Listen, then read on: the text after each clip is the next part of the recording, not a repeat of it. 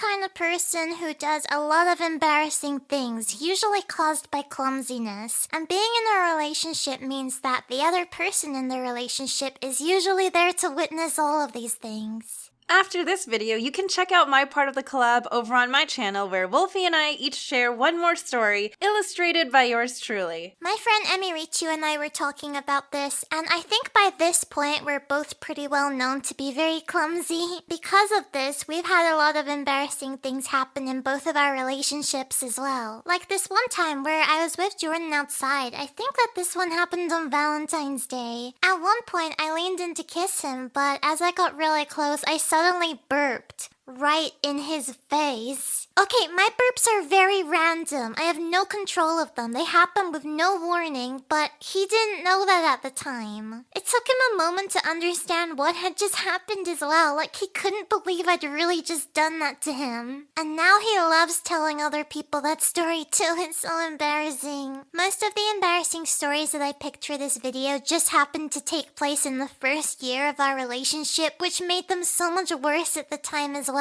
Like, there was one time, it was actually New Year's Eve. Jordan and I were going to a friend's house to celebrate with some other people. I was still living with Jordan in his parents' house at this point. We'd been there for about 2 months. While I was standing at the front door waiting for Jordan to get ready, I noticed that my shoelace wasn't tied properly, so I just bent down to fix it. When I stood up again, I hit my head really hard on something above, which fell off the wall and crashed loudly at my feet. It was this really pretty wall ornament that looked like half a birdcage filled with mirrors and candles that belonged to Jordan's parents. I had always been a bit nervous about breaking this specific ornament because it stuck out from the wall a bit and I'd almost walked into it a few times already, but I could not believe that this time I'd actually broken it. Jordan and his dad both came running at the sound of the crash and saw what had happened. I just started crying because I felt so bad. I just kept apologizing over and over, and Jordan's dad was trying his best to reassure me that it was okay. He said that I'd been thinking of replacing that ornament anyway, which I'm pretty sure he was just saying to make me feel better. It was so awkward. Even after leaving the house to go celebrate the new year, I couldn't stop thinking about it for the rest of the night. Oh no!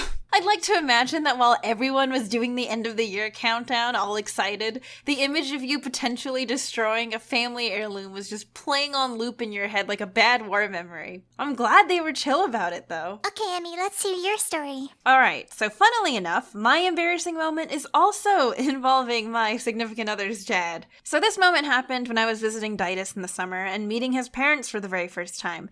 Big moment. As you can imagine, kind of intimidating. I was determined not to make a total fool of myself, and honestly, things were going really well. They were super nice, and they had a really cute patio where we could eat and enjoy the summer air. Separating the patio from the inside of the house was this sliding screen door. You know where this is going. So while we were setting up for lunch, I'd picked up one of the plates and headed to the patio outside. And I don't know if maybe my head was filled with nerves or if I was too excited to eat to pay attention, but I immediately slammed right into the screen door, thinking that it was already open. When I turned around to see if anyone had noticed, Ditus's dad was staring right at me, and he just says, "You know, people usually open the door first." He had a good laugh about it, though, so I'd like to think I still made a good impression. I'm glad I'm not the only one who had an early embarrassing parent story. It's so hard at the time because all that you want is for the parents to like you, and then stuff like that happens to us. I've got this story which I think is the most embarrassing thing that's happened to me in front of Jordan. So we were driving home together from a little trip that we'd just been on. We actually went to the Opera House in Sydney to see a Harry Potter orchestra of the second movie. It was amazing. They played the whole movie and there was a full orchestra playing along to it. We had the best time. But anyway, we were on our way home. It was just us in the car having fun and singing along to different songs. We'd stopped a bit earlier at a small food place to get something to eat and some milkshakes, and since then we'd been driving for maybe about an hour. It was all good and nice until all of a sudden I got hit with a really sudden and strong realization that I really needed the bathroom. My stomach started hurting really bad. I knew straight away that this was gonna be a problem because we were driving on the highway in the middle of nowhere. There were barely even any road lights. I asked Jordan casually when the next bathroom stop was, and he was like, "What? But we only just passed one." The next one is like 40 minutes away. Can you wait? I've never felt more doomed in my life. This also happened pretty early into our relationship, so I was still kind of shy in front of him and about asking him for anything. I wanted to be like, oh, that's okay. That's not too long. But I was quickly feeling worse and worse. The pain was so bad. I think I had food poisoning, and I knew that there was no way that I'd be able to wait 40 minutes to get to a bathroom. I was trying to not sound desperate, but was still asking him, surely there must be one closer along the way.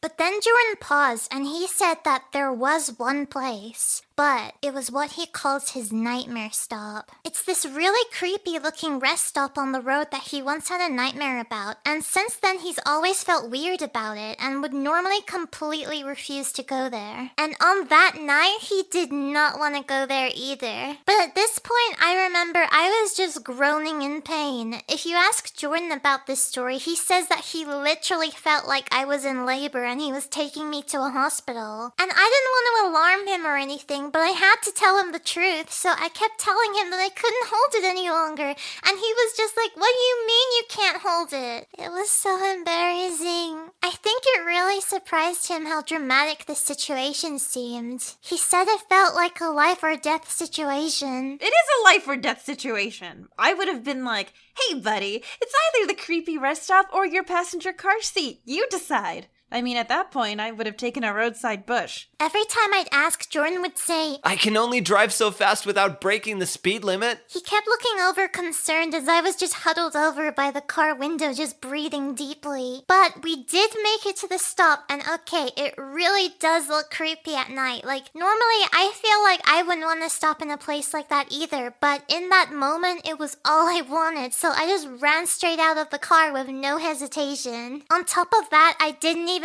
think to check the bathroom signs, so I ran straight into the men's bathroom. But there was no one there anyway. It was like 10 at night in the middle of nowhere. Or at least I thought there was no one else there. Why does this sound so ominous? Apparently, when Jordan was waiting in the car, he noticed that there was another car parked off the road in the darkness, and he could see that there was one person just standing next to the car. I didn't notice them at all until I got back into the car and Jordan told me. I don't know what they were doing out there in the dark, but it looked like they were waiting for someone, which is really creepy, and we were glad to be driving away from that area.